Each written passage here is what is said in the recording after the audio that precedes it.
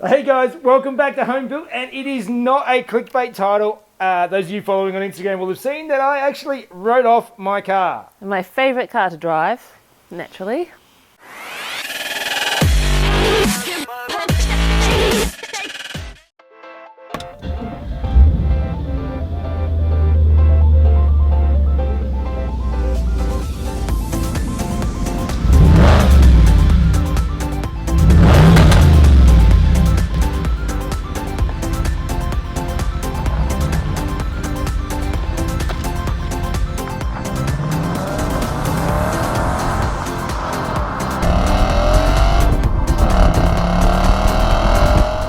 Alright guys, so yes, it is true. Those of you who have been following me on Instagram will have seen that my daily driver, the Audi S5 that we've had for 4 years now or something like that.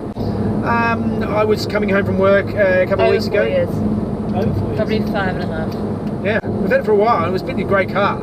And yeah, I was coming back from work on a Sunday morning and it was a beautiful day. And a kangaroo ran straight out of a driveway of a house. It had a big solid gate or fence on it, so I couldn't see it, and it went straight in front of me, sort of tried to stop, slid on the road and went straight under the centre of the car. So and you're in an 80k zone. yeah, it was an 80 kilometre zone. You know, I was doing 80 kilometres an hour. Not doing anything silly, it just ran out. I had no time to act, and I went straight over the top of it. And it looked like reasonably minor damage. I'll put the photo up here. Not for the kangaroo. Yeah, not as good for the kangaroo. So I took it in to get it repaired, and the assessors went out there, and just the parts alone were over $15,000 in damages. Because what had actually happened is not just the front bumper, but it's got the sensors and stuff in it. It took out the air conditioning condenser, the radiator, damaged the it's a big plastic radiator support in that car. Smashed that. It smashed the water pump, and it also damaged the harmonic balancer.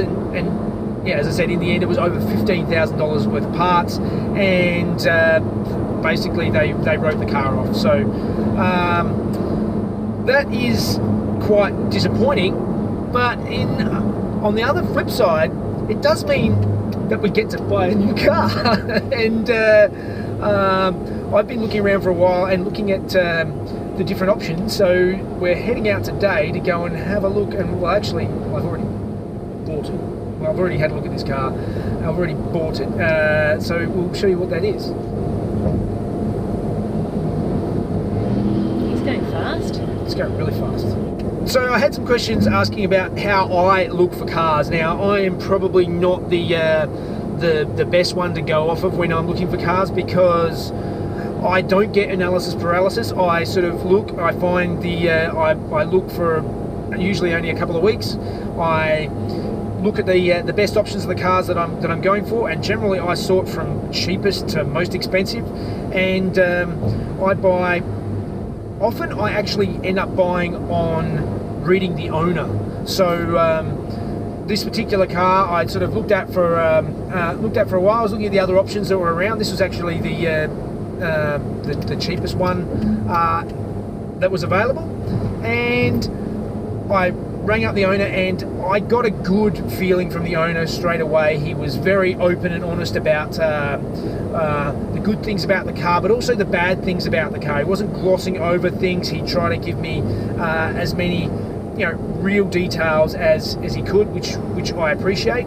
And yeah, I find buying off the owner is definitely the best way to go. Some people you just don't get a good vibe about. You sort of get the idea that they're covering things up or hiding things.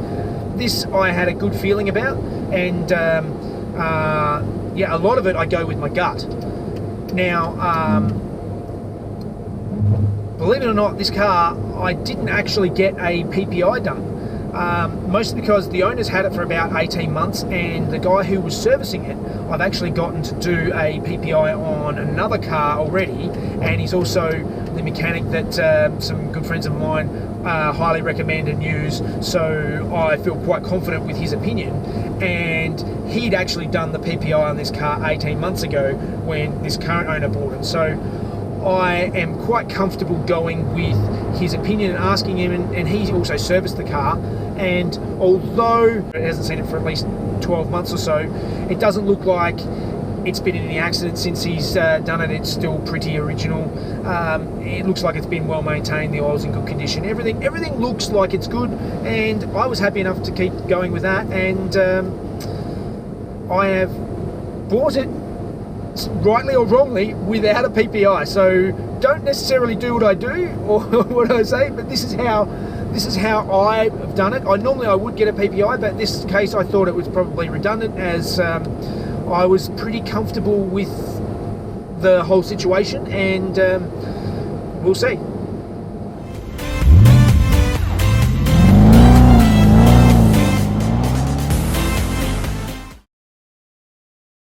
Okay, well that was a very, very long day of driving. It was over a 5-hour round trip, and we're finally home, and this is what I got. It is a 1998 Porsche 996 911 Carrera 2 base model. Basically, it is a silver on grey interior, which is not necessarily the longest lasting and nicest looking interior of them all. I know there are a whole heap of issues with this car that all of you are going to be screaming at me, no, that's the worst one to ever get. It's got all these problems, like from crazy acronyms nobody understands, like IMS and RMS and everything else that's wrong with this car. But I've actually really come around to like these. I actually like the Series 1 headlights. I do actually, I do prefer them when they don't have the orange on here, which this one has been upgraded to. But yeah, I think it actually looks really good, and I'm looking forward to my adventures moving forward with it. There are a bunch of things that I need to have a look at and check up on and repair and fix and just enjoy it. So if you want to follow along on the new adventures on my 996, please like, subscribe, all that good stuff, and yes, I'll show you through all of the quirks on it in the next one. All right, guys, see you later.